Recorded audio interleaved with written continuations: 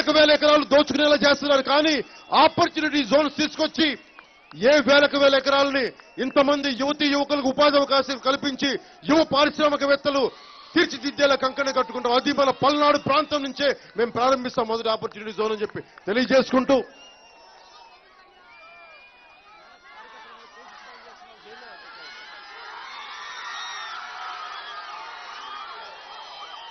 అలాగే ఈ మధ్యన తెలుగుదేశం పార్టీని మన భుజం మీద మోసాం. తెలుగుదేశం పార్టీని భుజం మీద మోసుకొని గెలిపిస్తే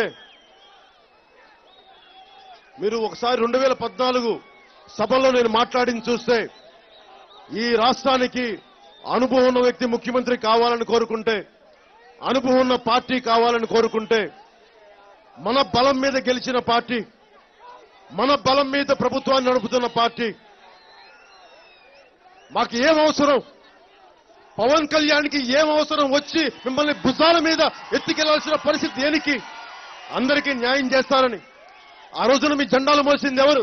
ఆ రోజు మిమ్మల్ని భుజాల మీదకి ఎత్తుకుంది ఎవరు? మా జన సైనికులు కాదా ఆ రోజు మిమ్మల్ని భుజాల మీదకి ఎత్తుకుంది?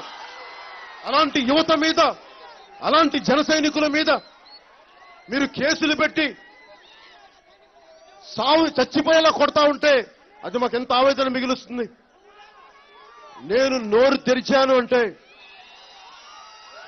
నేను అన్నిటికీ తెగించిన వ్యక్తిని. తెలుగుదేశం పార్టీ నాయకులకి, నాయకురాళ్ళకి అందరికీ చెప్తున్నాం, మేము మిమ్మల్ని చాలా గౌరవంగా మాట్లాడతాం. మీరు నేను మాట్లాడిన దాన్ని విమర్శించాలంటే ఖచ్చితంగా నా కాన్సెప్ట్స్ మీద విమర్శించండి. నేను మాట్లాడిన దాంట్లో తప్పుంటే విమర్శించండి. అంతేగాని మీరు పిచ్చి పిచ్చిగా నాకు వ్యక్తిగత జీవితం మీద మాట్లాడితే ఏం తెలిసిన వ్యక్తిగత జీవితం గురించి? అంతమందికి మీ విలువలు ఉన్నాయా? మీ అందరికీ నన్ను విమర్శించేంత విలువలు ఉన్నాయా ఒక్కొక్కళ్ళకి?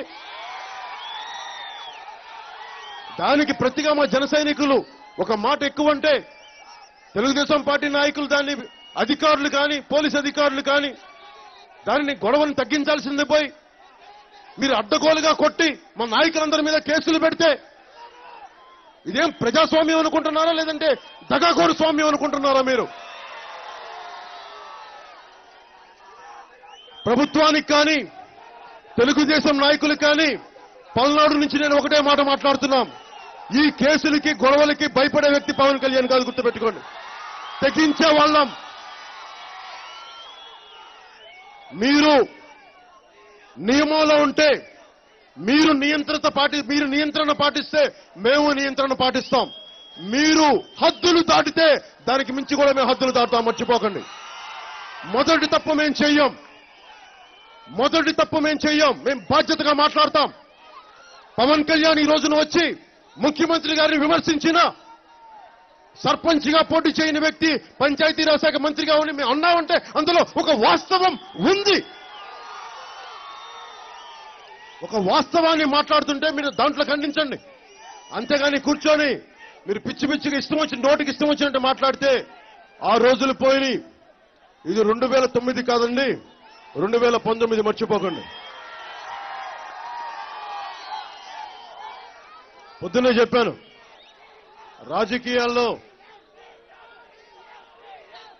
మంచిగా ఉంటాం, వంగి దండాలు పెడతాం. ప్రతిపక్షం కానీ అధికార పక్షం కానీ వస్తే చాలా